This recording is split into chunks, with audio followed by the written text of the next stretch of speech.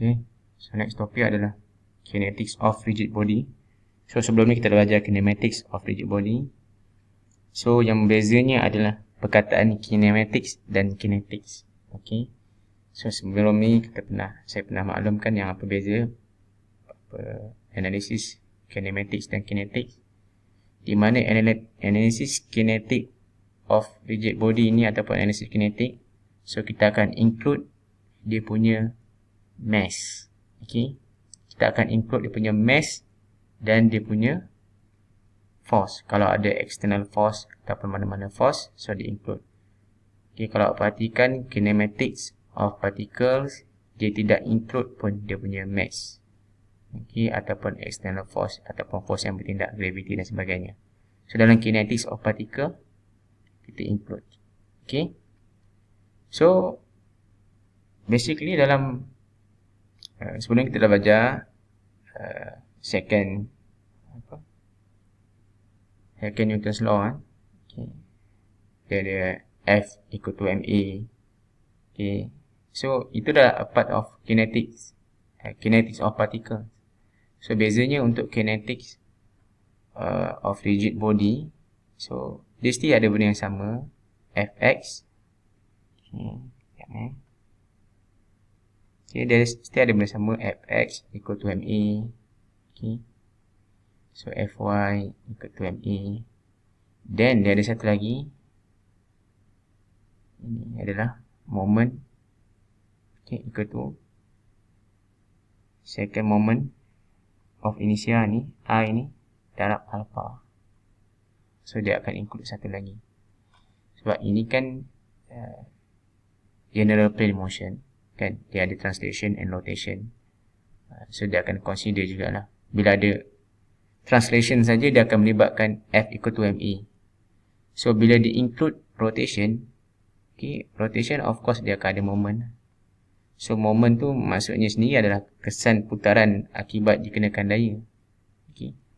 So bila general plane motion, okay, yang melibatkan combination antara translation dan rotation, so dia akan ada force equal to ma dan dia ada juga moment equal to I darab alpha. Okay.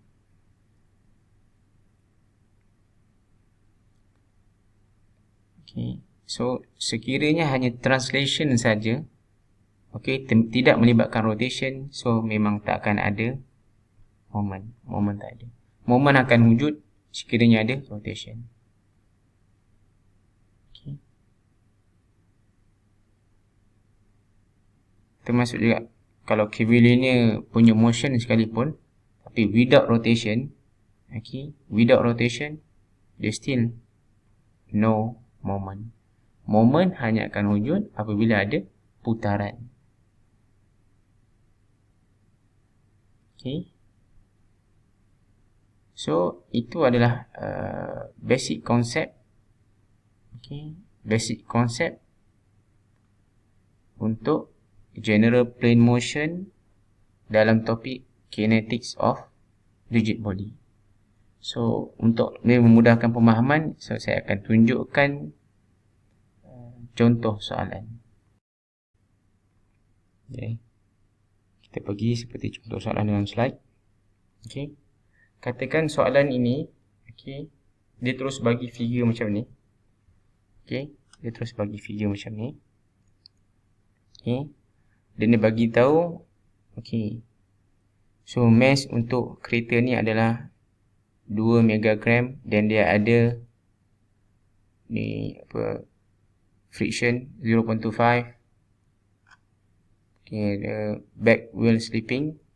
So daripada info yang dia beri ni, dia nak kita cari nilai acceleration. Okay, pecutan. So bila soalan macam ni, okay, kinetic of particles. So dalam kepala awak, okay, dia bila ada mass, so dia akan pergi ke kinetic. Okay, awak akan confuse antara kinematics atau kinetics.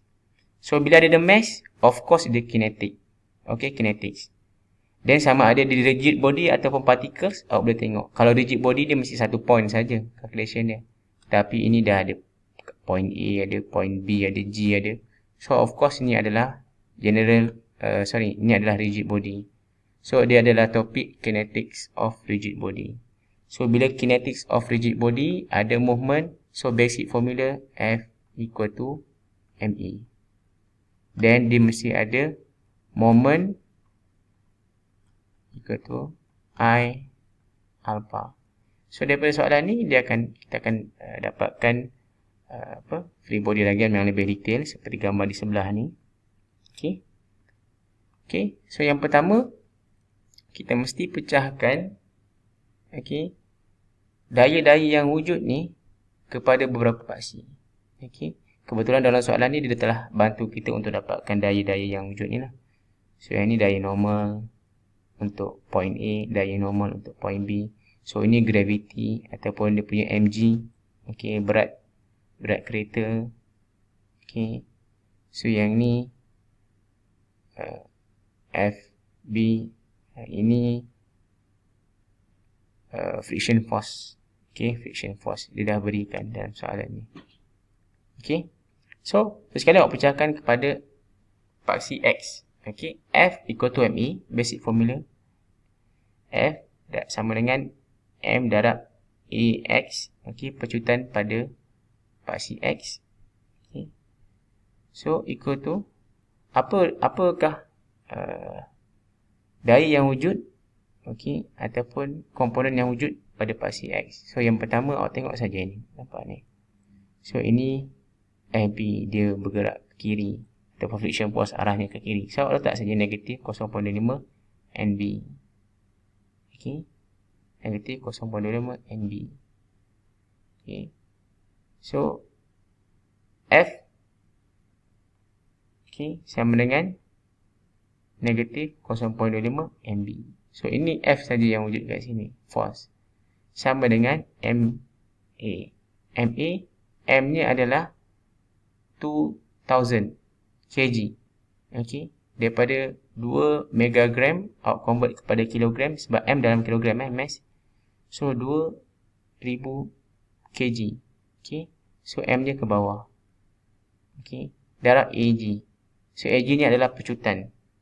Pecutan. Pecutan. So kenapa saya ni MA ni adalah kita ambil dari sini. Sebab dia direction pada paksi X.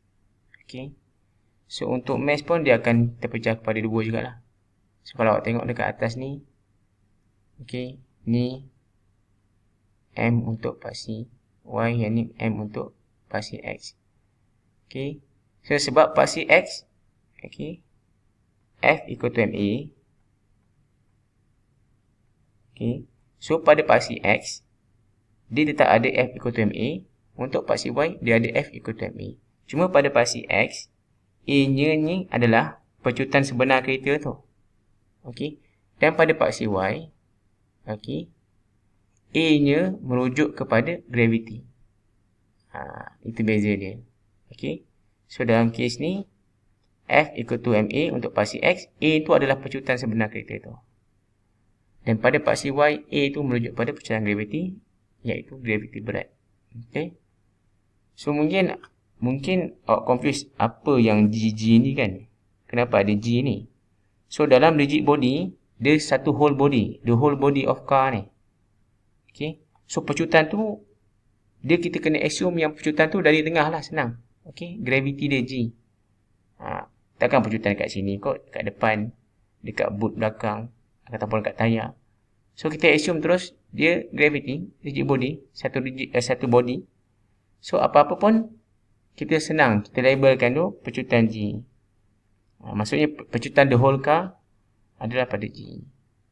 So kita dah complete semua komponen yang ada pada paksi X. Kemudian yang pada paksi Y, so Fy equal to NA plus NB tolak 2000 times gravity. Equal to 0. Sebab pada paksi Y, dia without any force. Without any forces.